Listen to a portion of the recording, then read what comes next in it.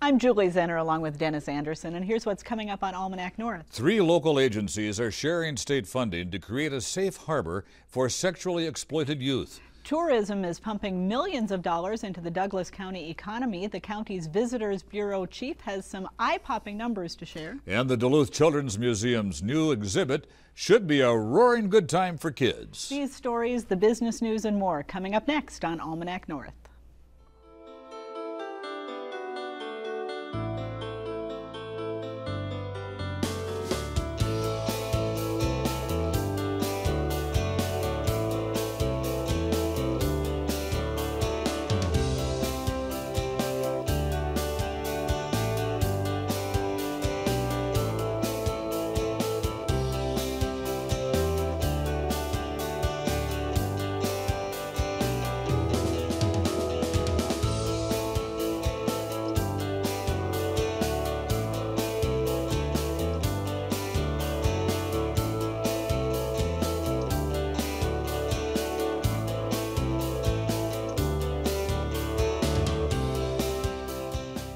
Hello and welcome to Almanac North. Thanks for watching. And Denny, we've had a calendar page turn to May and a busy spring season. And now I'm chomping at the bit to get my hook in the water. I want to go fishing. Well, tomorrow in Wisconsin. We're going to talk about that tonight. If you have your ice auger. We're going to talk about that. All right. All right. We've got some good guests tonight, so let's get started. All right. Thank you very much, Julie, and welcome, everyone. Well, the issue of sex trafficking has received a lot of attention over the past couple of years in Minnesota. Up until now, youth caught up in sexual exploitation have often been treated as criminals by our legal system. But this coming August, a change in state statute will shift the focus, treating these youth as victims rather than criminals. And here to tell us more is Linda Riddle, the Safe Harbor Program Manager at Duluth Lifehouse. Thanks for being here, Linda. Tell us all about Lifehouse. What is it? So Lifehouse is the organization in Duluth that works with homeless and at-risk youth. We serve about over 600 youth annually. And the services provided there, I'm so impressed because I'm still, we're quite new starting there in January with the Safe Harbor program. Yeah. But we have professionals who work with education, so kids can get their GEDs or they can get a diploma through Lifehouse, with employment issues because they need to be earning money. With housing, we have transitional housing for youth 18 to 21 currently, and then a wellness program. So we have mental health professionals on staff too, and the youth center. I think it's really hard for many people to imagine that sex trafficking is going on in our community. What's the scope of the problem? So the scope is one of the things that we're working to figure out, because it's the funding to actually address the issue is new. So we're going to be working on as much as we can, figuring out what the extent and the types of sex trafficking of minors that are going on here, and then working to put in place immediate shelter and longer term services that the youth are going to be responsive to. And this is all through the Safe Harbor program? Yes. And is that housed in Lifehouse, or how are they connected? This is a partnership, and so my position is at Lifehouse, and Lifehouse is the lead agency in the partnership, but we're working with PAVSA, the sexual assault program, for sexual assault advocacy and expertise, and for the systems advocacy that they've been working on over the last few years. And then Safe Haven Shelter, and that Safe Haven Shelter has dedicated 2 beds for youth who've been trafficked. And so the shelter space can be available for boy, girl, transgender, LGBTQ, for any youth who has been trafficked or sexually exploited. Linda, a new Safe Harbor law is going to be taking effect in Minnesota now come this August. Right. Can you tell us about that? So the Safe Harbor law, I think the lead piece of it is that youth who have been trafficked are now going to be by law viewed as victims of a crime rather than as criminals. Trafficked in prostitution? Yes. So we don't really use the term prostitution anymore. We use the term trafficking much more than that. But yes, who have been sexually exploited or trafficked will now be viewed as victims and provided a range of services that to assist with their healing and being able to move forward from the traumatic experiences that they have been through. And they're going to be services that the youth themselves have input in. Is the legal community already plugged in, Linda? Yes, and that's part of the work that the Duluth Trafficking Task Force and that PAVSA has really taken the lead on. The County Attorney's Office is on board, the Duluth Police Department is on board, and I think we're going to have a lot of support across the criminal justice system for understanding that that these youth are victims of a crime. Talk about the crime itself. How do the sex traffickers find their victims and draw them in? Any place where there are vulnerable youth. I mean, really, any place where there are youth who have higher vulnerability. So certainly if they're homeless or if they have maybe cognitive limitations or any range of vulnerabilities, poverty.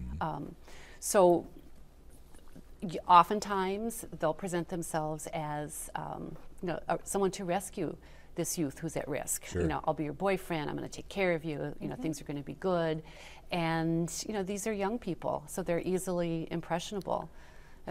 And also, especially with youth who are at risk of homelessness or maybe are homeless, there's a lot of what we term survival sex, where you're trying to find a place to stay. You've had a couple of years of funding, Linda. You're still anticipating additional funding, which could come soon.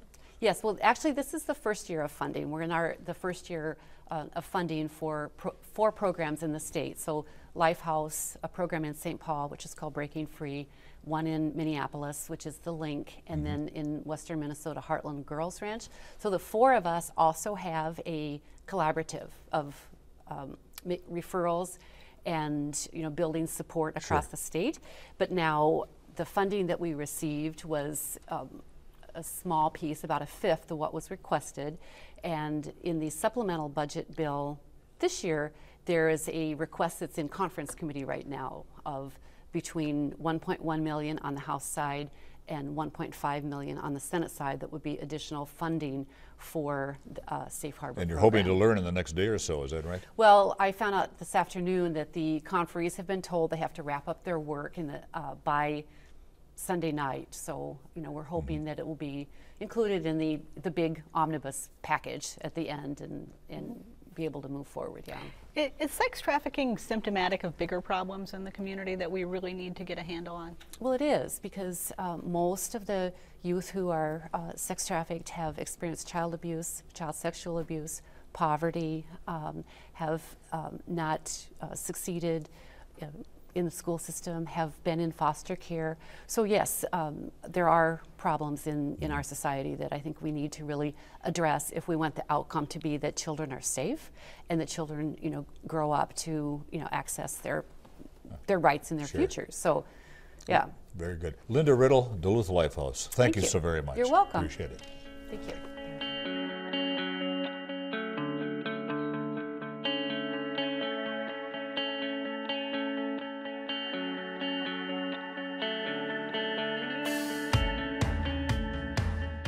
Now, let's dig into our news file archive for a look at what was making news 25 years ago this week.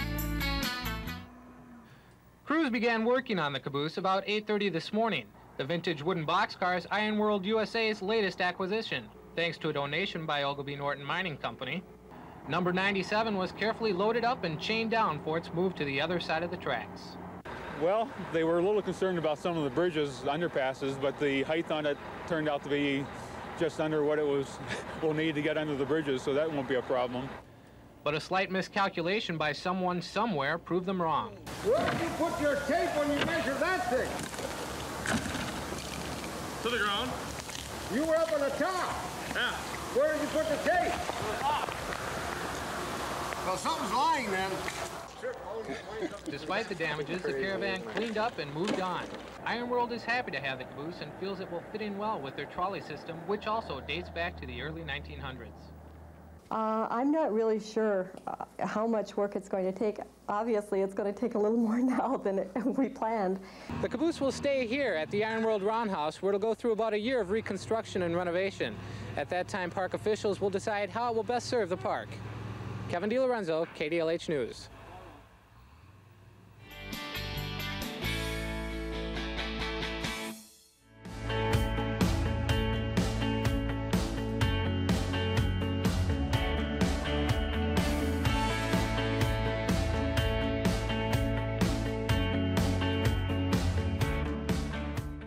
It might not feel like it outside, but the summer tourism season is right around the corner. Next week, Douglas County officials will kick off National Travel and Tourism Week with details of the impact tourism is having in Northwest Wisconsin.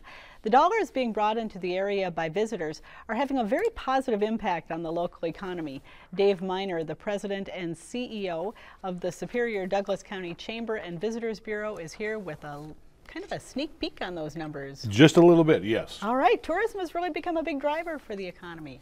It has, and again, you know, we're very fortunate here in the Twin Ports to have both sides of the bridge, really to have a very strong tourism economy, and we really rely on each other. You know, I always tease that, you know, what people will come to the area, they don't necessarily know, you know, that they're in two different states from time to time. So it really does benefit both sides by working together and promoting what we can. This is the opening weekend of fishing in Wisconsin. It is. Boy, the northern lakes, they've got a lot of ice on them. I think you better bring your auger with you, Denny, and a really good boat, because it's going to be really hard. I'm so anxious. What's that going to do for the economy up here? Well, again, you have to realize, first of all, we can't control Mother Nature. We can't. So you have to try and benefit from it. Again, last year we saw a very late season opener. There's certain things you just can't make up. And you know, for the businesses, if they miss the, you know, the opener, people are going to still come, but you're not going to get that first impact of the season. So that's dollars they've lost, and they just do what they can through the rest of the season to try and make it up.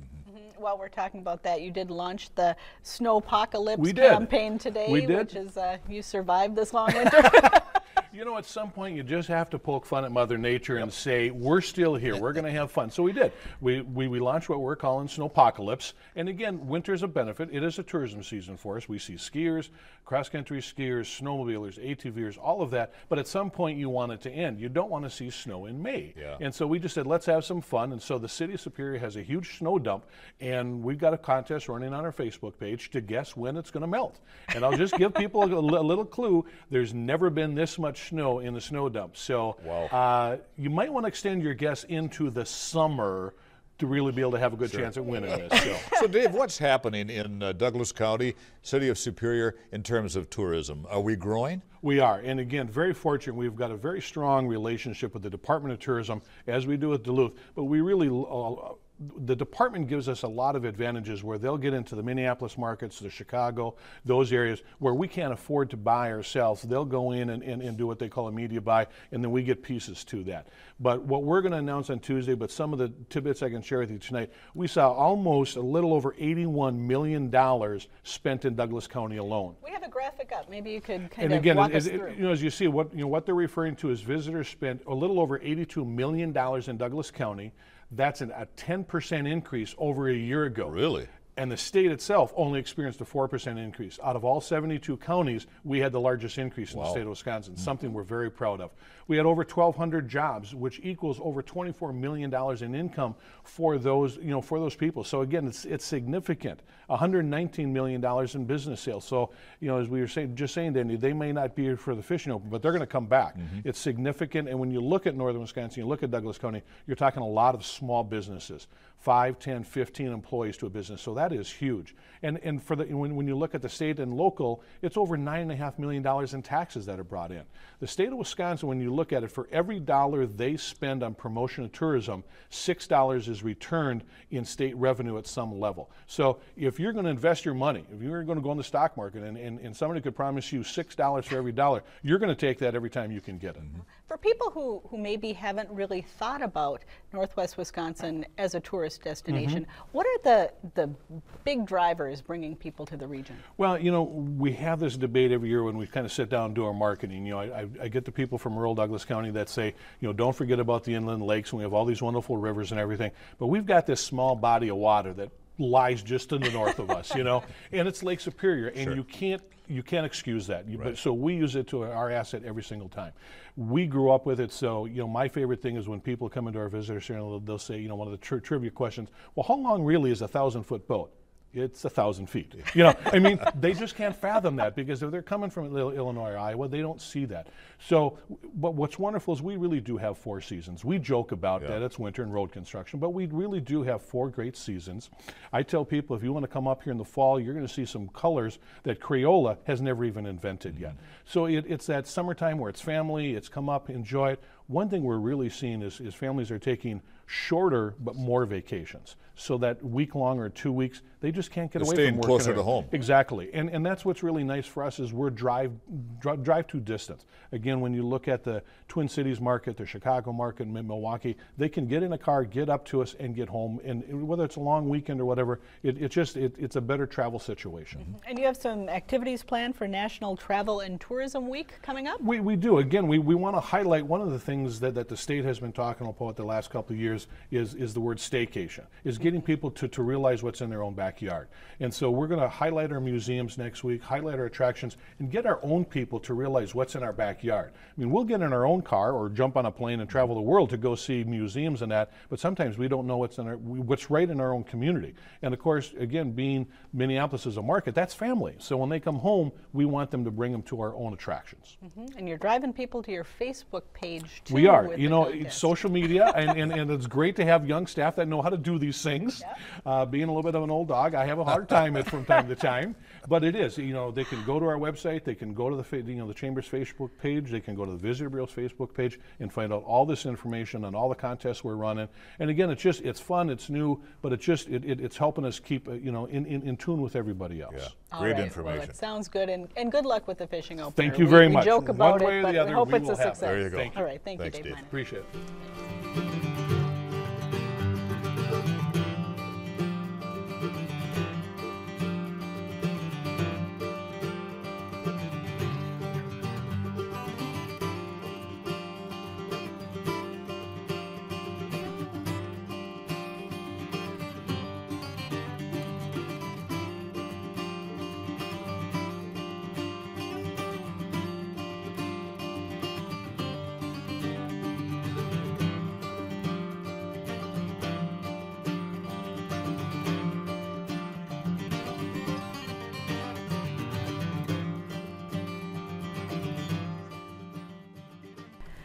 An exhibit 70 million years in the making has clawed its way to the Duluth Children's Museum. The Dinosaurs Unearthed exhibit is sure to be a big hit with the kids, and officials are hoping that popularity will help push the museum's capital campaign toward the finish line.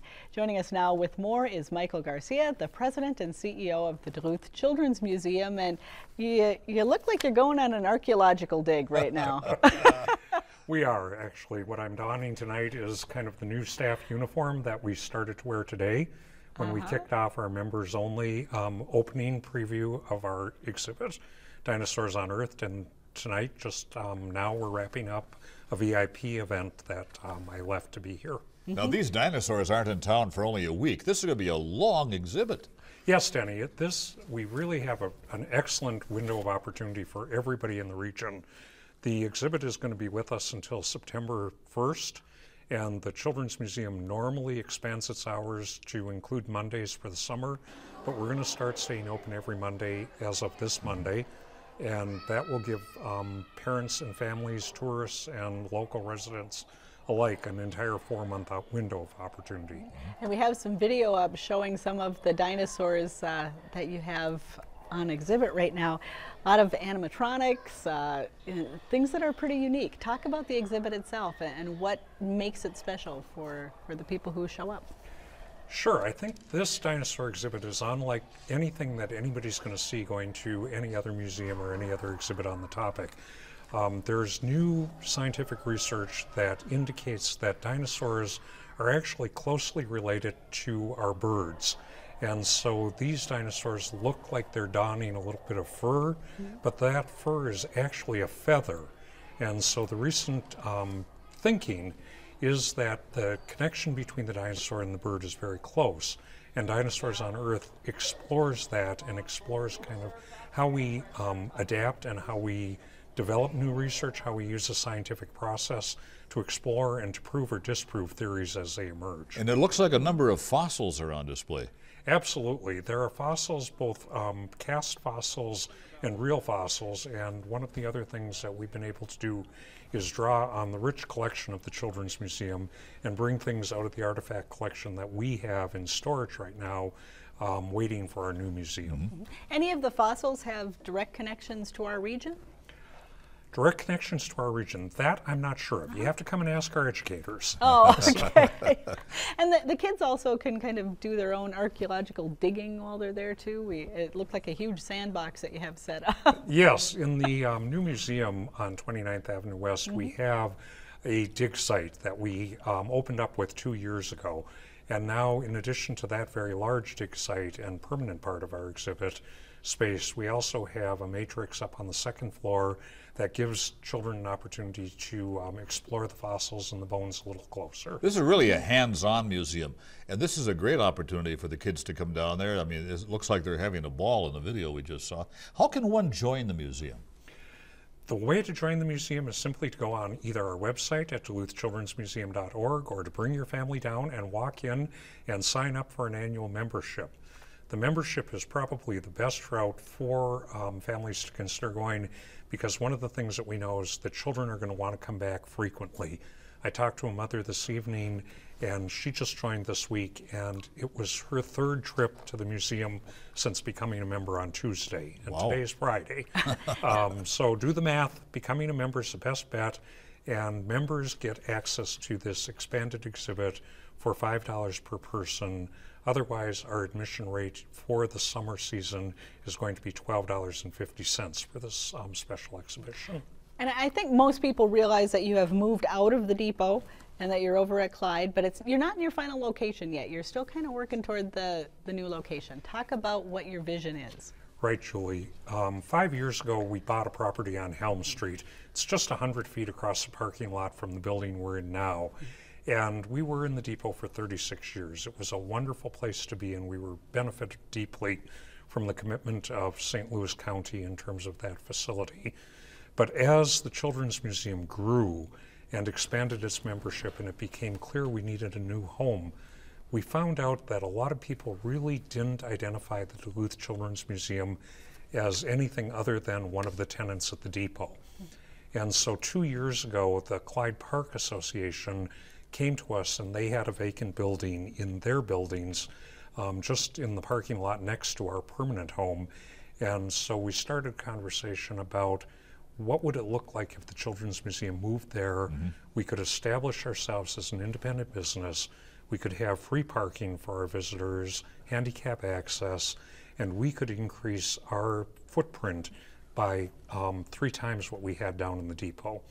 And so after a lot of conversation, the board said it makes sense to make a phase 1 move because we can expand our programming, we can expand our offering, and we can show people how rich and vibrant the Lincoln Park community is and how vital a destination Clyde Park can be with the addition of a children's museum. Are you looking at a timeline, Michael, when you hope to get into the new facility?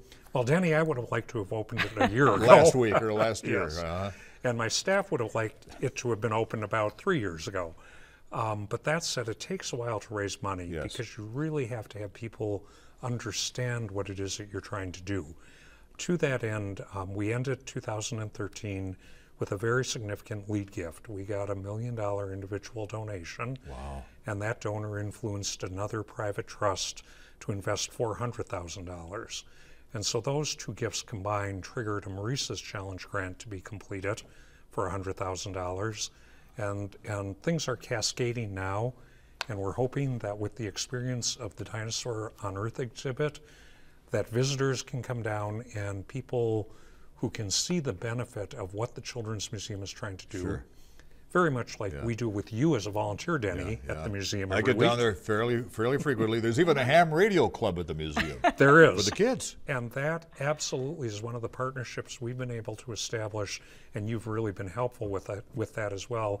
And what that does for us is expand our programming into more fields of sciences for more young people, and in our new building on Helm Street, which, you know, you asked me the question about the timing. The timing is once we match these recent gifts of about $1.5 million, we'll start construction and we'll be in there pretty fast. Wonderful. Well, I knew you had dinosaurs. I didn't know you had this one, though. I'm one of the younger dinosaurs. Anyway, thank you very Thanks. much, Michael, Thank you, for Michael. coming in and sharing the information. Good luck with the new exhibit and with your fundraising. Very much. See Thank ya. you, Julie and Denny.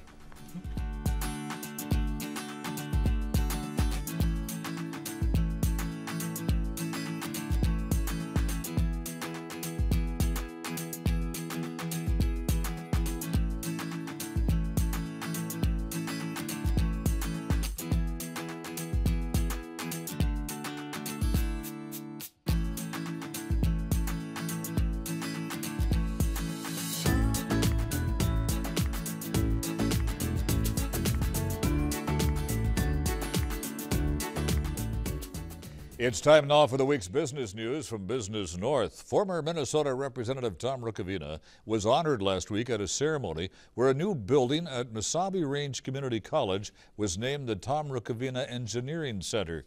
Mesabi Range officials in Virginia said the former lawmaker was a longtime champion of higher education. Rukavina played a key role in securing $2 million in annual funding from taconite production taxes earmarked for higher education on the Iron Range. Rukavina said education allows kids to get good jobs, and he says when people have good jobs, a lot of the rest of things that happen to families take care of themselves. AAR Corporation on Tuesday announced a milestone at its Duluth Aircraft Maintenance Base, completion of the 100th aircraft for Air Canada. Executives of the two firms also announced they're extending their maintenance agreement to 2019, which will provide stability for aircraft mechanics who work at the facility. AAR is on track to open a fourth line of maintenance in September, adding another 55 positions to the 305 that already exist at the former Northwest Airlines maintenance base. The 10-month standoff between Iron County and the Le Coudray Harvest Camp appears to be over. LCO, which is protesting the proposed Gogebic taconite mine, is moving its protest from public forest land to nearby private land. Spokesman Paul Demain said they will continue to educate people about the Panoki Range and oppose mining. Demain added that he's relieved there were no further confrontations. He credited Iron County Sheriff Tony Furrick for keeping the peace and said there are Iron County Forestry Department employees and county board supervisors who would have preferred to see confrontation. For more on the local economy, visit businessnorth.com. And if you have a comment on our show, now is the time to call. Dial 218-788-2849 to leave a message or send an email to almanacnorth@wdse.org. You can also visit the WDSE website for the latest updates on PBS programs, news and events here at the station, and a complete listing of our program schedule. I think I said that already. I think you did, but that's okay. I did. And speaking of events, Denny, tomorrow is WDSE's annual Kids Club Circus at the new Lincoln Park Middle School. And, you know, even if you're not a member, you can sign up at the door. Hey, that draws a crowd. It's going to be a big day tomorrow for kids around here. It is. Very fun event, and the doors open at 11 o'clock, and you can sign up right there. Very good. For Denny and the crew here at Almanac North, I'm Julie Zenner. Have a great weekend.